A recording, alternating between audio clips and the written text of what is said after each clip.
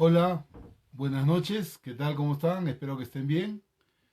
Eh, Como cada miércoles tenemos nuestro acostumbrado estudio de 1 de Juan y eh, esta porción de esta porción de la Biblia, esta porción de 1 de Juan trae muchas definiciones,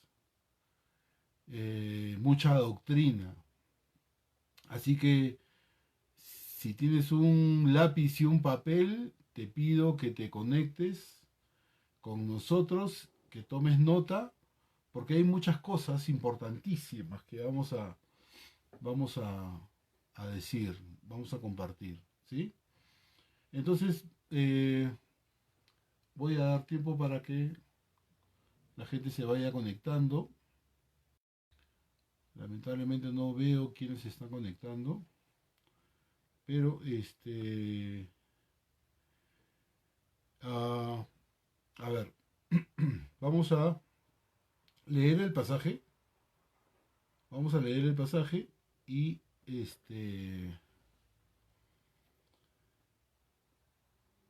leemos el pasaje, oramos y entramos de lleno al estudio de este pasaje. ¿Ok? Entonces, si me dan un segundito,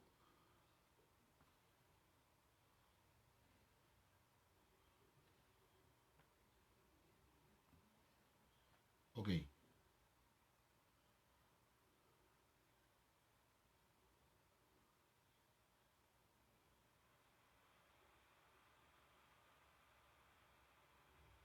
Alicia, qué gusto saber que estás ahí.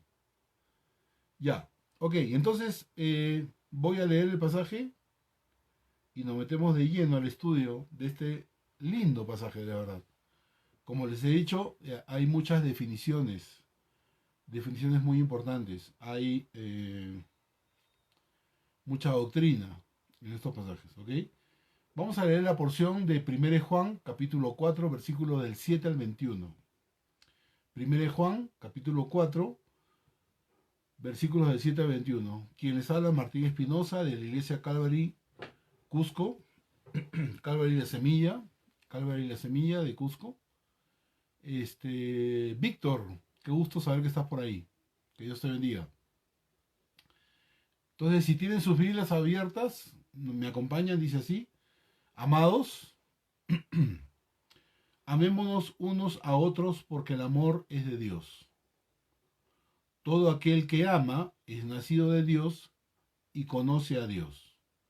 El que no ama no ha conocido a Dios porque Dios es amor. En esto se mostró el amor de Dios para con nosotros, en que Dios envió a su Hijo unigénito al mundo para que vivamos por él. En esto consiste el amor, no en que nosotros hayamos amado a Dios, sino en que Él nos amó a nosotros y envió a su Hijo en propiciación por nuestros pecados. Versículo 11. Amados, si Dios nos ha amado así, debemos también nosotros amarnos unos a otros. Nadie ha visto jamás a Dios. Si nos amamos unos a otros, si nos amamos unos a otros, Dios permanece en nosotros y su amor se ha perfeccionado en nosotros.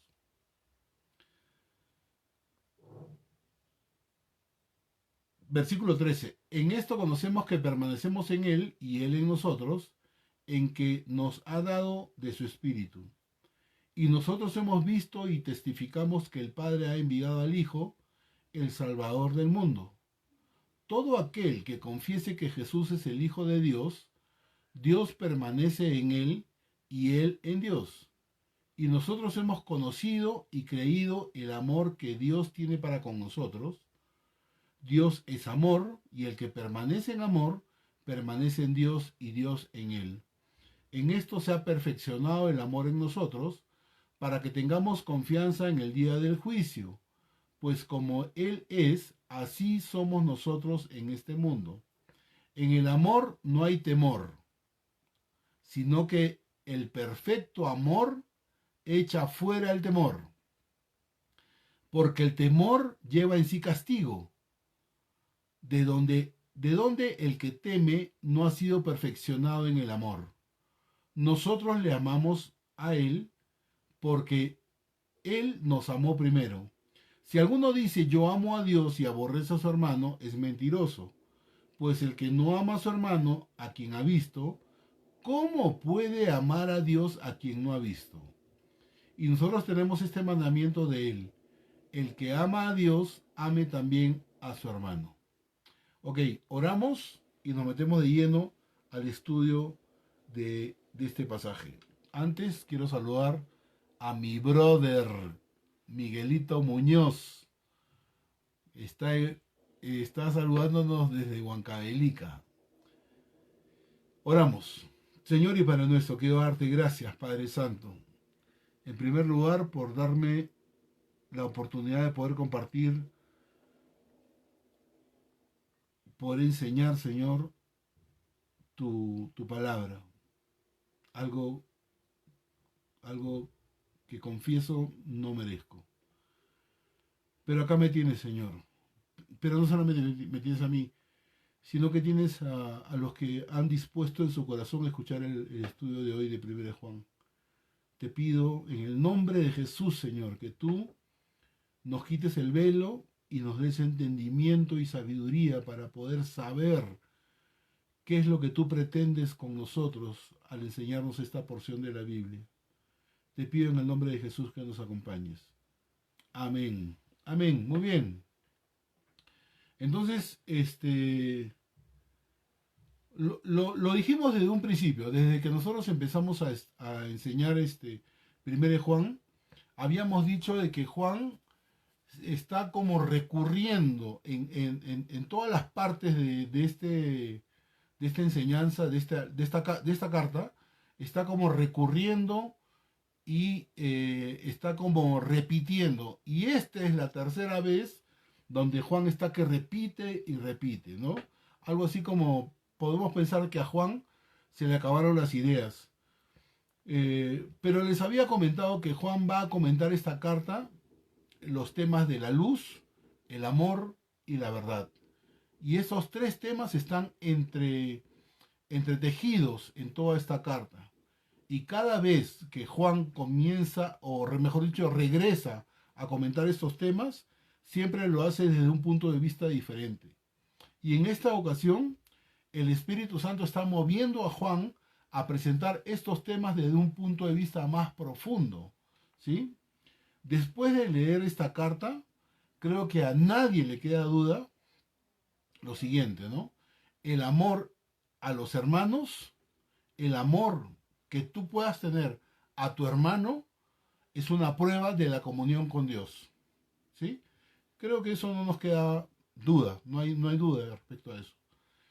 El amor a los hermanos, como lo dijo Juan, es una cuestión de luz y tinieblas. Lo dijo en el capítulo 2, versículos 9 y 10. Dice: el que dice que está en luz y aborrece a su hermano, el que dice que está en luz y aborrece a su hermano, está todavía en tinieblas. El que ama a su hermano, mira, y acá es donde yo hago esta aseveración, que es una cuestión de luz y tinieblas. El que ama a su hermano permanece en la luz y en él no hay tropiezo. Entonces es la segunda cosa, ¿no? Que no nos debe quedar duda. La primera es que si tú amas a tu hermano, tienes comunión con Dios. Y lo segundo, que si tú amas a tu hermano, es una cuestión de luz y tinieblas, ¿ok? Y lo tercero que quiero decir es que el amor a los hermanos es un asunto de vida o muerte. Y lo dijo Juan en el capítulo 3, versículo 14. Bueno, del 10 al 14, pero voy a leer solamente el 14. Dice así: nosotros sabemos que hemos pasado de muerte a vida. Nosotros sabemos que hemos pasado de muerte a vida en que amamos a los hermanos. El que no ama a su hermano permanece en muerte. ¿Ok?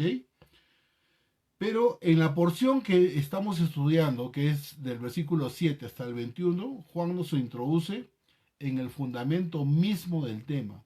Y vamos a descubrir cuál es la razón por la cual el amor es una parte tan importante de la vida, que es verdadera, que es genuina. ¿Ok? El amor es una prueba válida de nuestro es amor. Este es un tema que vamos a ir desarrollando ahorita vamos a verlo. El amor forma parte de la misma esencia, de la misma naturaleza de Dios. Si somos unidos a Dios, entonces vamos a compartir su esencia, vamos a compartir su amor. ¿Por qué? Porque es parte de su naturaleza. ¿Ok? El amor es la prueba de la realidad de nuestra vida espiritual. ¿Pasa algo? Ya, ok. Pensé que había algún temita acá. Bueno, así sucede con el amor cristiano. La naturaleza de Dios es el amor. Si una persona ha nacido de nuevo, responderá a la naturaleza de Dios. Un creyente por naturaleza practicará el amor. ¿Por qué? Porque el amor es la naturaleza de Dios. El amor de ninguna manera será una respuesta forzada. Ay, ay, ay.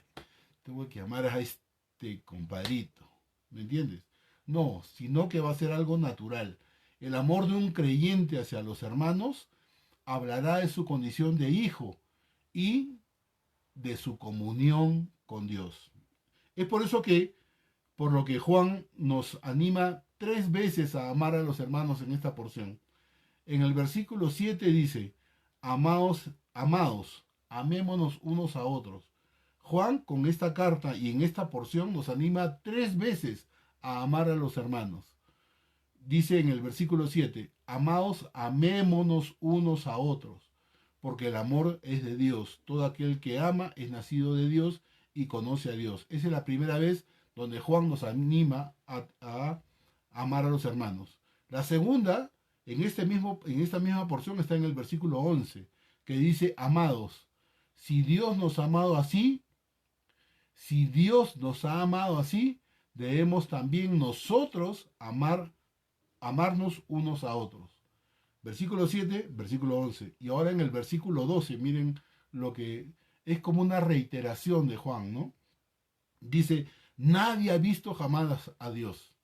Si nos amamos unos a otros, Dios permanece en nosotros y su amor se ha perfeccionado en nosotros. Entonces, Juan nos anima 3 veces, solamente en esta porción, a amar a los hermanos, ¿ok? Y en esta porción, aparte de escuchar a Juan, aparte de entender a Juan de que debemos amar a nuestros hermanos, vamos a desarrollar 3 cosas. ¿Qué es Dios? ¿Qué hizo Dios? ¿Y qué está haciendo Dios? A ver, ¿qué es Dios? ¿Qué hizo Dios? ¿Y qué está haciendo Dios? ¿Ok? Entonces, siempre les digo, ¿no? Del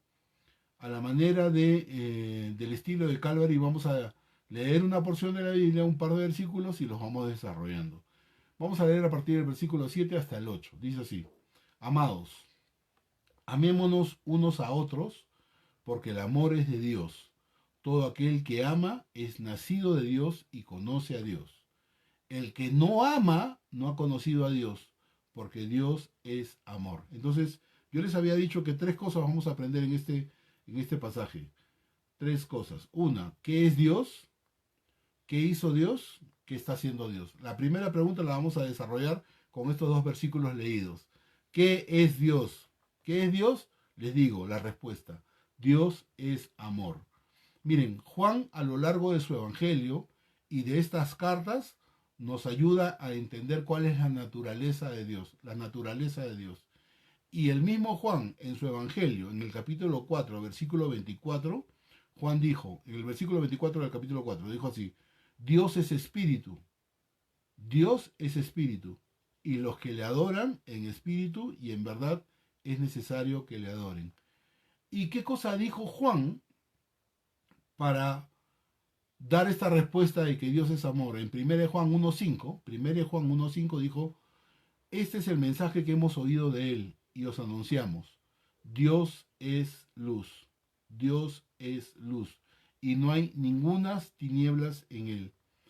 Y en la porción que hemos leído, en la porción inicial que hemos leído, en los versículos que hemos leído, dice en 1 Juan 4.8, dice, El que no ama no ha conocido a Dios porque Dios es amor. Entonces, miren, ya Juan había hablado un poco acerca de la naturaleza de Dios. Nos había dicho en el capítulo 4 de su Evangelio que Dios es espíritu. En el primer capítulo de 1 de Juan nos dice que Dios es luz. Y ahora nos está diciendo en la porción que hemos leído que Dios es amor. Vamos a desarrollar un poquito acerca de qué significa esto de que Dios es espíritu. Dios es espíritu en su esencia. Él no es carne ni sangre. Significa que Dios Padre no tiene un cuerpo humano como nosotros. Dios, el Hijo, vino a la tierra en forma humana, pero Dios el Padre no lo ha hecho. Dios el Padre, ya hemos dicho, no tiene cuerpo humano. La Biblia, algunas veces habla de Dios como si Él tuviera un cuerpo, pero no, porque Él es espíritu. Ya lo dijo Juan, ¿sí? Y voy a hacer alguna mención. Si quieres anotar los versículos, anótalos. Por ejemplo, en Isaías capítulo 59, versículo 1, menciona la mano y el oído de Dios.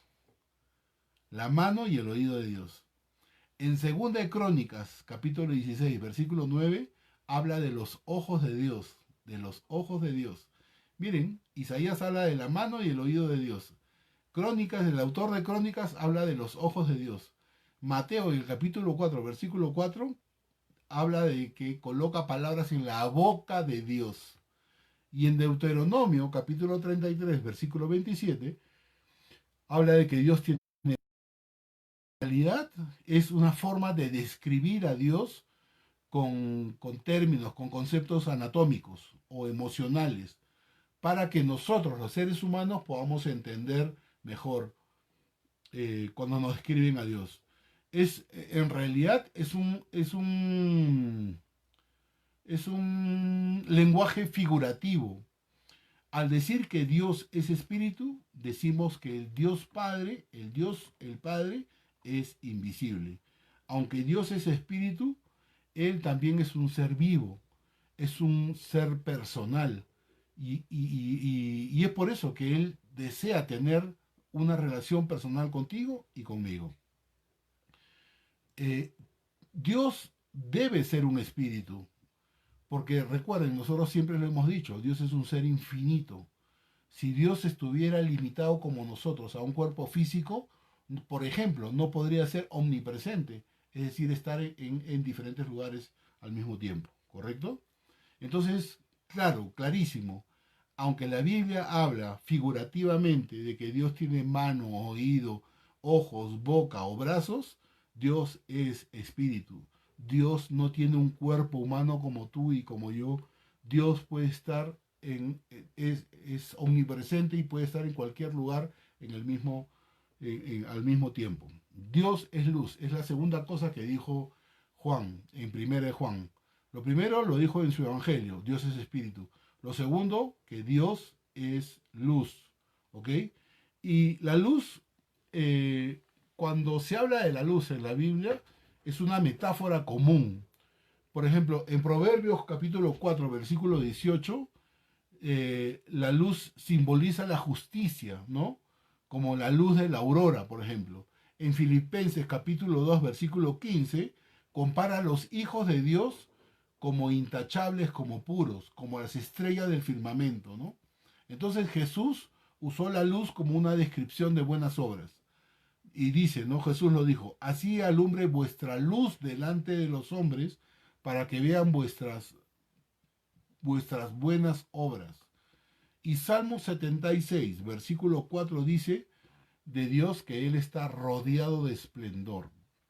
Entonces, el hecho de que Dios es luz establece un contraste natural con la oscuridad. Si la luz es la metáfora para la justicia, para la bondad de Dios, entonces la oscuridad simboliza el mal y el pecado. En 1 Juan 1:6, cuando estudiábamos los primeros capítulos de 1 Juan, dice, ¿no? Si decimos que tenemos comunión con Él, si decimos que tenemos comunión con Él y andamos en tinieblas, mentimos y no practicamos la verdad. El versículo 5 dice, Dios es luz. O sea, 1 Juan 1.5 dice, Dios es luz y no hay ningunas tinieblas en él. Fíjese que Dios, no se nos dice en la Biblia que Dios es una luz, sino que Él es la luz. Y la luz es parte de su esencia. Así como hemos dicho que Dios es espíritu, también estamos diciendo que Dios es luz.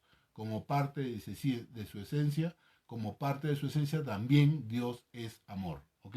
Entonces, el mensaje que Dios es que Dios es sin reservas, completamente y absolutamente santo, sin mezcla de pecado, sin contaminación de iniquidad y sin ningún indicio de injusticia. Si no tenemos la luz, si no tenemos la luz, no conocemos a Dios. Aquellos que no conocen a Dios, aquellos que conocen a Dios, aquellos que conocen a Dios, que caminan con Él, son de la luz y caminan en la luz. Entonces, el primer concepto que desarrolla Juan es que Dios es espíritu. El segundo, que Dios es luz. Y el tercero, que Dios es amor. Y ese es justamente el concepto que va a desarrollar en la porción que hemos leído. Dios es amor. La palabra que Juan usa en este texto es la palabra ágape. Ok, ¿qué quiero decir con esto? Los griegos tenían tres palabras para definir el amor. Tres palabras. Los griegos tenían tres palabras para definir el amor. Uno era para definir el amor físico, llamado eros. Esta palabra eros no es usada en el Nuevo Testamento o en la Biblia. Cuando en el mundo se dice, por ejemplo, hagamos el amor, se está refiriendo justamente a este amor eros. El eros, el erotismo, ¿sí? Se está hablando acerca del amor físico, de la atracción física. Es el amor que está totalmente centrado en uno mismo, que busca la satisfacción propia. Este amor realmente es un amor egoísta. Eso es el eros. Pero los griegos tenían una segunda palabra para definir amor. Era la palabra fileos, que es el amor emocional. Fileos es un nivel más profundo que el eros. El eros es extremadamente superficial. Lo que tú ves, te gusta, qué bueno. El fileo no es. El fileo es un amor recíproco, ¿ok? Yo te amo a ti porque tú me amas. Yo te amo a ti porque a ti te gusta, por ejemplo, porque somos del mismo equipo, porque vamos a la misma iglesia. Yo te amo porque tenemos la misma edad. Yo te amo porque vivimos en el mismo lugar. Yo te amo porque te gusta la música que yo escucho, ¿no? Ok. Entonces, algo así que yo te amo porque tenemos cosas en común que podemos compartir algún placer, alguna alegría, ¿no? Es un amor más profundo que el eros, porque es el eh, compartir la mente, las ideas, los gustos, ¿no? De manera que podemos pasar por momentos agradables cuando estamos juntos, porque podemos compartir tantas cosas que son similares en ambos, el equipo, la música, la comida, podemos compartir. Entonces, ese es el amor fileos, ¿no? Y la tercera palabra que tenían los griegos para definir el amor es que es el amor espiritual, el amor divino. Cuando Juan está hablando de ese amor, él está hablando acerca de este amor en el espíritu, es decir, el amor ágape. El ágape es un amor de entrega absoluta. El objetivo de este amor no es uno mismo, la satisfacción de uno mismo, sino es la satisfacción de la otra persona. Amarlos tanto que estoy interesado solamente en lo que es bueno y mejor para ti o para ellos o para sus necesidades, ¿ok? Y lo más importante es que no estoy esperando nada a cambio. Yo doy amor aún sabiendo que no me van a devolver amor, ¿ok? Y, y este es el amor de Dios. Él amó tanto al mundo, Dios amó tanto al mundo que dio a su propio y a su único hijo. Este amor ágape es un tipo de amor que brinda amor. Y Juan está hablando de este amor. Cuando él se refiere, cuando lo que hemos leído, en la porción de la Biblia que hemos leído, Juan se está refiriendo a este amor, al, al plano espiritual. Dice así, amados, amémonos unos a otros amor divino, con este amor sacrificial, por el amor de Dios. Todo aquel que ama es nacido de Dios y conoce a Dios. Usted no puede tener el ágape, el amor ágape, separado de Dios, porque es la esencia de Dios. Entonces, cuidado, cuidado, ¿ah? Ojo, eh, chicos, jóvenes que nos están viendo, ¿ok? Cuidado, cuando te llega un regalo muy generoso, como un anillo de diamantes o una cadena de oro, etcétera, o lo que sea, puede haber un anzuelo en eso. El regalador, la persona que regala, puede estar buscando algo en respuesta. Solamente es a través de Dios que una persona puede experimentar este amor. Es solo a través de Dios. El mundo no conoce nada acerca del amor agape. Todo aquel que ama es nacido de Dios y conoce a Dios. Pero si usted no es nacido de Dios, no puedes experimentar el amor ágape. ¿Ok? Esta es la esencia y la naturaleza de Dios. De esto se trata. Dios es ágape. El amor es una prueba valedera. El amor es una prueba valedera de la verdadera fe cristiana. Si andamos en Dios, debemos de revelar su amor en nuestra manera de vivir, en nuestra manera de comportarnos, en nuestra manera de decidir. Puesto que Dios es amor, los creyentes deben amarse los unos a los otros. El que no ama no ha conocido a Dios. El hecho de que los creyentes se amen unos a otros es una evidencia. Y yo quiero, esta frase la vas a escuchar en los siguientes minutos. ¿Ah? El hecho que los creyentes se amen unos a otros es evidencia de su comunión con Dios y de que son hijos de Dios. También es evidencia de que conocen a Dios. ¿Ok? Entonces, este hecho de amarse unos a otros es una evidencia de que conoces a Dios. ¿Ok? Este conocer a Dios es una experiencia, no es algo teórico, no es algo eh, conceptual, digamos, no. Es una experiencia diaria que nos hace cada día ser semejantes a Dios, ser semejantes a Jesús. Vayamos al versículo 9, 10 y 11. Dice así, en esto se mostró el amor de Dios para con nosotros, en que Dios envió a su Hijo unigénito al mundo para que vivamos por él. 10. En esto consiste el amor, no en que nosotros hayamos amado a Dios, sino en que Él nos amó a nosotros y envió a su Hijo en propiciación por nuestros pecados. Ojo con esta palabrita. ¿Eh? Amados, si Dios nos ha amado así, así debemos también nosotros amarnos unos a otros. Miren, yo les dije que íbamos a responder con este pasaje, íbamos a responder 3 preguntas. ¿Qué es Dios? Ya le hemos dicho, es espíritu, es amor, ¿ok? Y ahora vamos a responder la pregunta, ¿qué hizo Dios?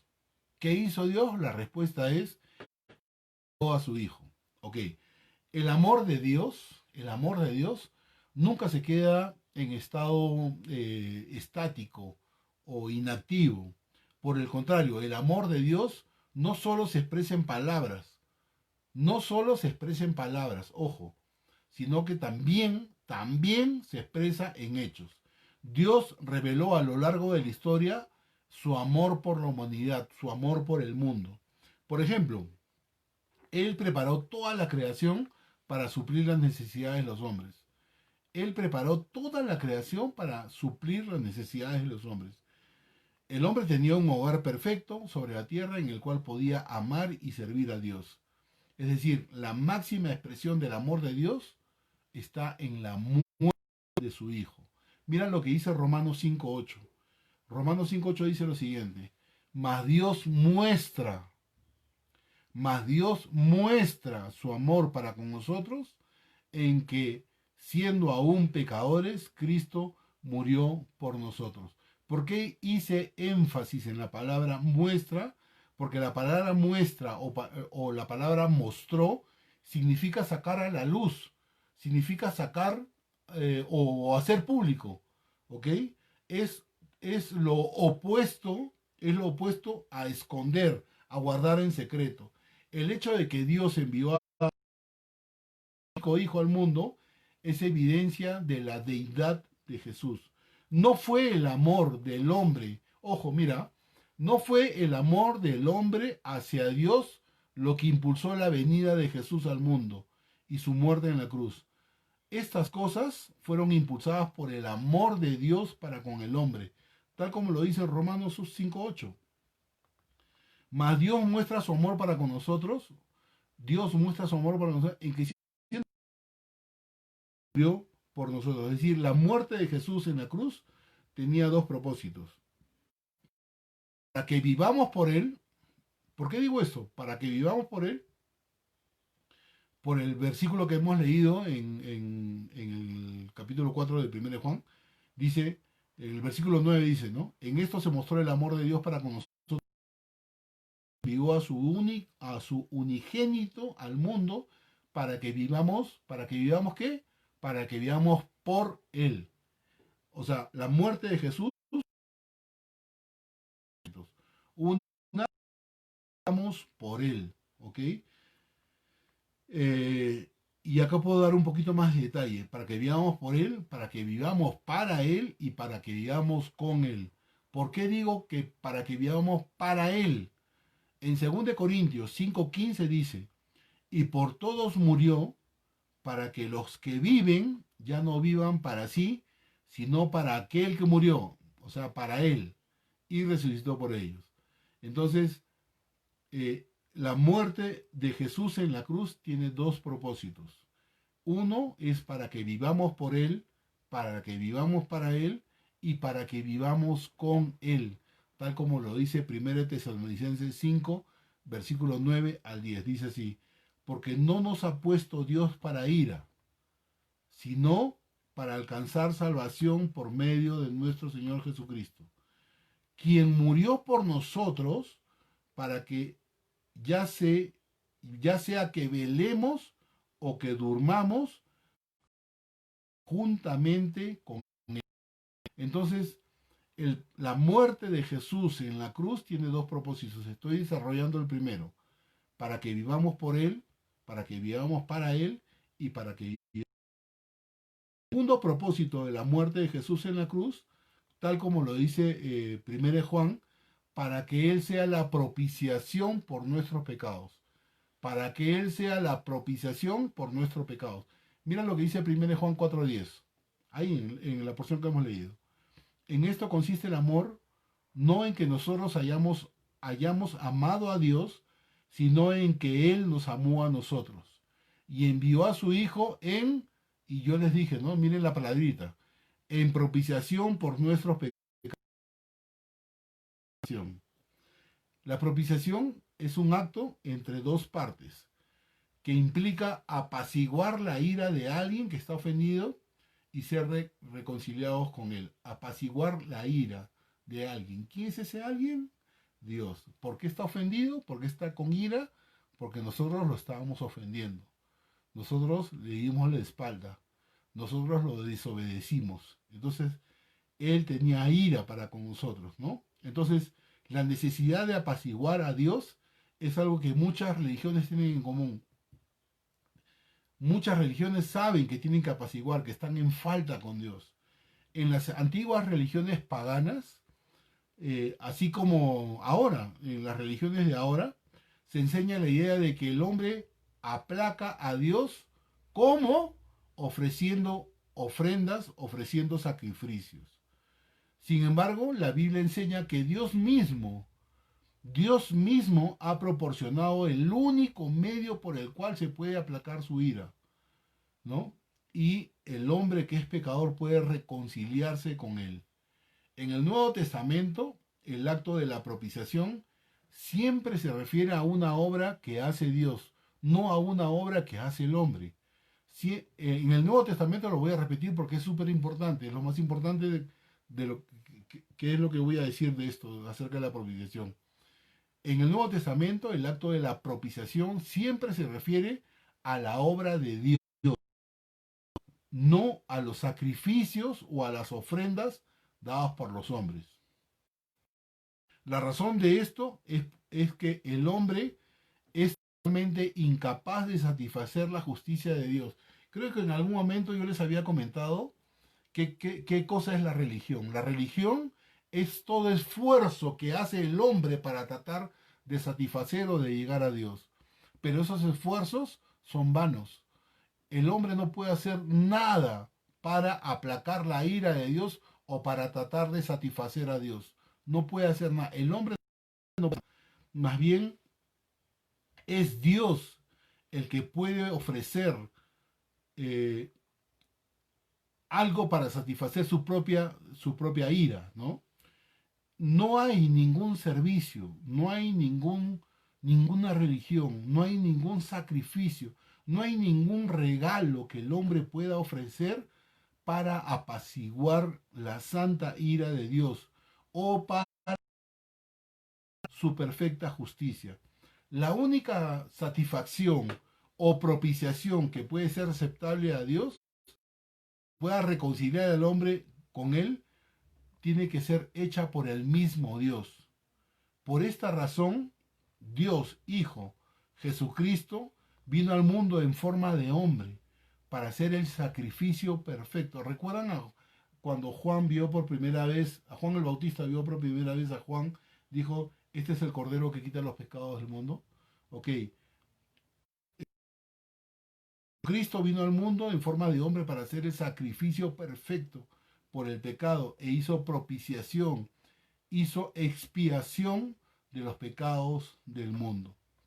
Miren, en el verso 11, de la porción que estamos estudiando, se nos exhorta a los creyentes segunda vez a amarnos unos a otros.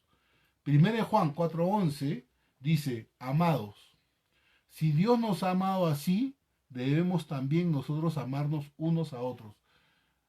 Juan en el capítulo 1, capítulo 2, capítulo 4, yo les dije desde el inicio, está reiterando, reincidiendo en el mismo tema, amarse unos a otros, amarse unos a otros. Es como una exhortación que nos hace, es una exhortación, es un mandato que debemos de obedecer, ¿no? Miren lo que dice 1 Juan 4:7, dice, amados, amémonos unos a otros, porque el amor es de Dios, todo aquel que ama es nacido de Dios y conoce a Dios. Es decir, es un mandato, amémonos unos a otros. No dice que si tú puedes, si tú quieres, si hay la posibilidad, no, dice amémonos unos a otros, es un mandato. Pero la lógica no es obedecer un mandato, sino hacerlo por amor, ¿sí? ¿Y cuál es la lógica? La lógica es la siguiente. Dios es amor. Nosotros, como hijos de Dios, conocemos a Dios. Por lo tanto, debemos de amarnos los unos a los otros. El amor que brota del aprecio del hermano, del amor hacia el hermano, no por la obligación, no por el mandato, ¿ok? No por obedecer a este mandato. Y ojo, solamente una excepción, un concepto rapidito. Acá no tiene nada que ver la salvación. No somos salvos por amar a Cristo, sino que lo somos por creer en Él, tal como dice Juan 3:16, porque de tal manera amó Dios el mundo que ha dado a su Hijo unigénito, para que todo aquel que en Él crea no se pierda, mas tenga vida eterna. Versículos 12, 13, 14, 15 hasta el 16. Dice, nadie ha visto jamás a Dios. Si nos amamos unos a otros, Dios permanece en nosotros y su amor se ha perfeccionado en nosotros. Que permanecemos en Él y Él en nosotros, en que nos ha dado de su Espíritu. Y nosotros hemos visto y testificamos que el Padre ha enviado a su Hijo, el Salvador del mundo. Todo aquel que confiese que Jesús es el Hijo de Dios, Dios permanece en Él y Él en Dios. Versículo 16. Y nosotros hemos conocido y creído el amor que Dios tiene para con nosotros. Dios es amor y el que permanece en amor, permanece en Dios y Dios en él. Miren, repasemos, ¿ya? Juan nos ha dicho que Dios es amor. esta verdad se nos revela en la palabra, en la Biblia, pero también se nos revela en la cruz, ¿sí? Ahí Cristo murió por nosotros. Dios es amor no solo es una doctrina de la Biblia, sino que es una realidad demostrada en el Calvario. Dios ha dicho, fíjense, estoy hablando del tema de las palabras y los hechos. Dios ha dicho algo para nosotros y Dios ha hecho, ¿ok? Pero ahora quiero que entendamos que Dios hace algo en nosotros. A ver, voy a repetirlo. No es un... porque son verdades. Dios ha dicho algo para nosotros en la Biblia. Algo por nosotros en el Calvario. Pero Dios ahora está haciendo algo en nosotros. ¿Qué cosa está haciendo Dios? Y esta es la tercera pregunta que vamos a responder. ¿Qué cosa está haciendo Dios? Dios está permaneciendo en nosotros. Ese es el pasaje que acabamos de leer. Bien, para empezar, el deseo de Dios es vivir en nosotros. Él no está satisfecho con solo decirnos que nos ama o mostrarnos que así es, porque Él nos mostró que nos está dando su único hijo a la cruz. ¿Ok? Voy a argumentar por qué digo que es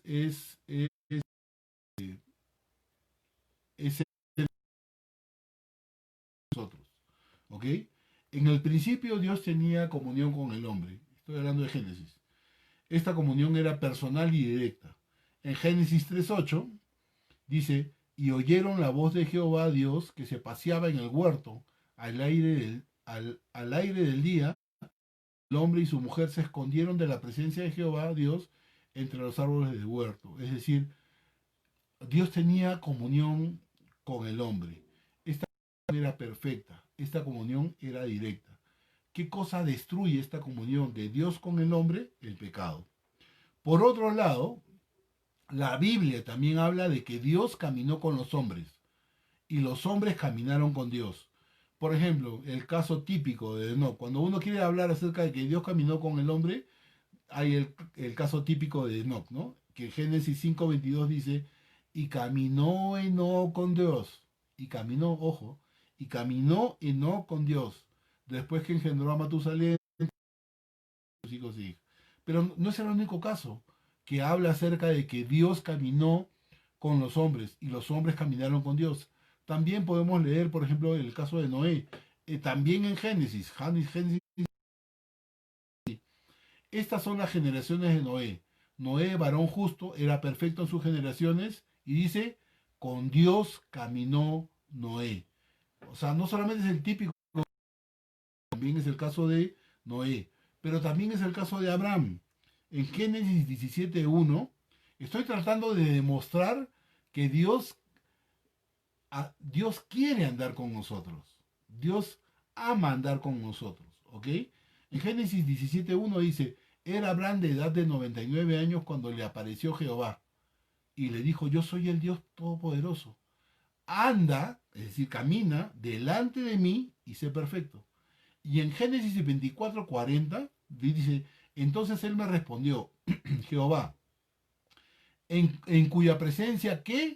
En cuya presencia he andado, enviará su ángel contigo y prosperará tu camino y tomarás para mi hijo mujer de mi familia y de la casa de mi padre.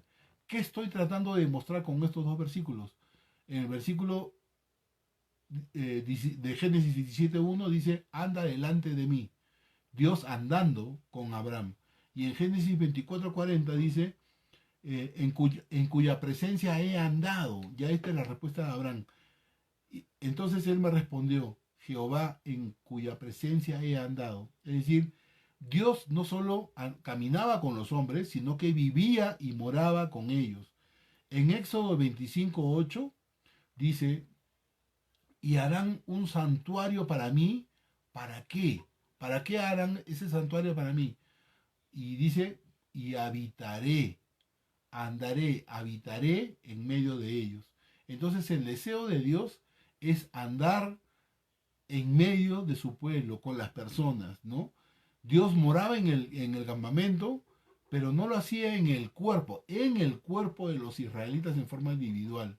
Desafortunadamente, el pueblo de Dios le dio la espalda, desobedeció y Dios partió, Dios se fue.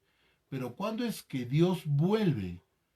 ¿Se acuerdan de esa frase cuando el verbo fue hecho carne?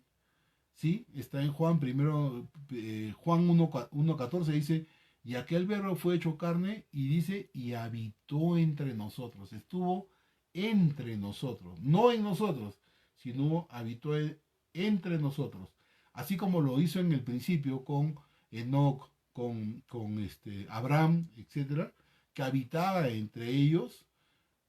Cuando Jesús viene, Jesús habitó entre nosotros, dice la palabra de Dios, y vimos su gloria como el unigénito del Padre, lleno de gracia y de verdad. Es decir, Dios habitó en la tierra, en el cuerpo de Jesús, en el cuerpo de Jesús, el cuerpo de Jesús es el templo de Dios, hasta que Jesús regresó al cielo, después de haber muerto y resucitado, regresó al cielo, pero Él envió al Espíritu Santo, ¿para qué? Para habitar entre los hombres. Ahora Dios habita en el cuerpo de los hijos de Dios. Yo creo que se los dije el último miércoles que estuve con ustedes. Les dije de que cuando uno se convierte al cristianismo recibe un paquete de cosas. Dentro de ese paquete recibe el Espíritu Santo. ¿Ok? Entonces, el Espíritu Santo está morando en ti, ya no entre nosotros, sino está en ti. Ahora Dios habita en el cuerpo de sus hijos. ¿Qué dice 1 Corintios 6, 19? 1 Corintios 6, 19 dice lo siguiente. ¿O ignoráis que vuestro cuerpo es el templo del Espíritu Santo, el cual está en vosotros, el cual tenéis de Dios y que no sois vuestros? Los hombres, y acá estoy redondeando el concepto, ¿no? Los hombres no pueden ver a Dios porque Dios es espíritu, ya lo hemos dicho, pero nos pueden ver a nosotros. Y Dios está revelando al mundo a través de la vida de sus hijos. Dios está revelando al mundo a través de la vida de sus hijos. Ustedes saben que yo tengo mi hija, Valeria. Ella con Carolina, una es miembro de la iglesia también de acá de Calvary, la Semilla de Cusco, está haciendo podcast que los pueden escuchar en Spotify. Y una de las cosas que ellas eh, han nombrado en estos podcasts que están haciendo es que cada cristiano es una carta abierta. Si las personas no quieren leer, por ejemplo, las cartas de Juan, las cartas de Pedro, las cartas de Santiago, etcétera, no te van a leer a ti, porque tú eres una carta abierta.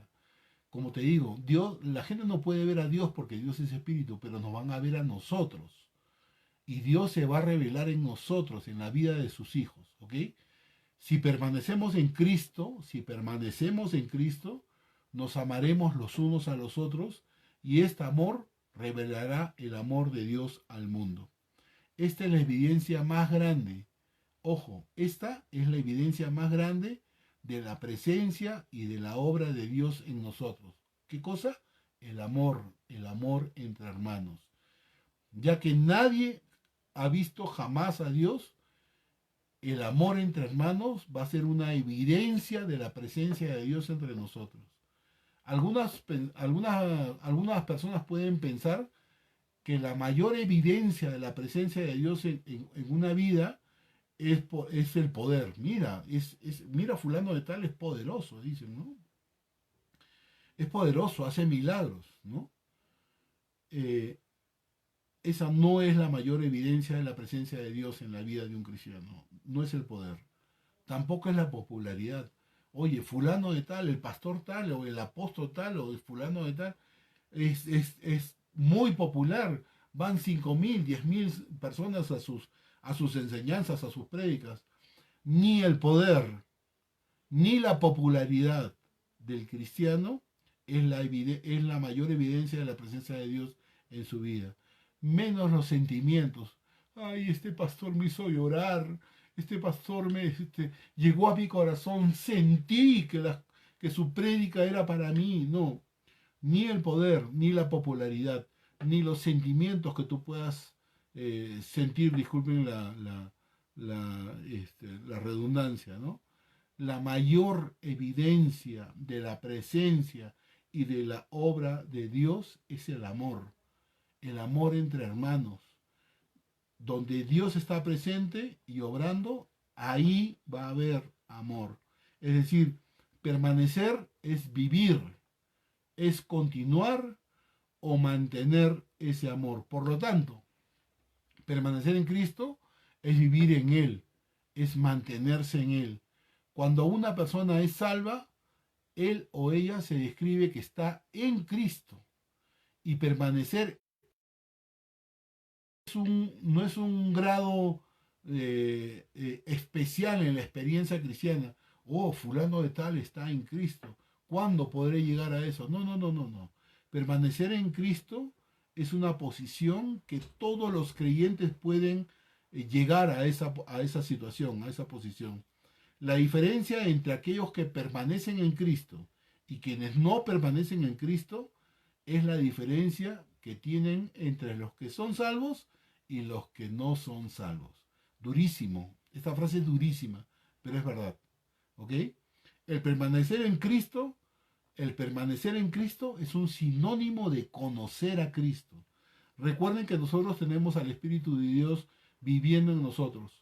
Los hombres no pueden ver a Dios, pero sí puede, nos induce a nosotros a hacer hechos de ayuda, de bondad hacia otras personas. Si permanecemos, debemos de compartir este amor con los demás. Y con esto termino. Permanecer en Dios tiene beneficios. Quería dejarte con estos beneficios. Permanecer en Dios tiene beneficios. Una es que creces en el conocimiento de Dios. Permanecer en Dios tiene beneficios. El primero, que creces en el conocimiento de Dios. En el segundo, crece tu fe. Crece tu fe. Mientras más amas a Dios, más entendemos el amor de Dios. Cuando más entendemos a Dios, más confiamos en Él. Y cuando más confiamos en Dios, tu relación con Dios crece. Recuerda esa frase. Tú menguas, pero Él crece. ¿Sí? Tú menguas, pero Él crece. Espero que este estudio de 1 Juan te haya bendecido. A mí me llenó, de verdad. El 1 Juan lo he estudiado varias veces. Nunca con tanto detalle como ahora. Espero que Dios te haya bendecido. No se olviden, mañana jueves tenemos reunión de oración a las 7 de la noche.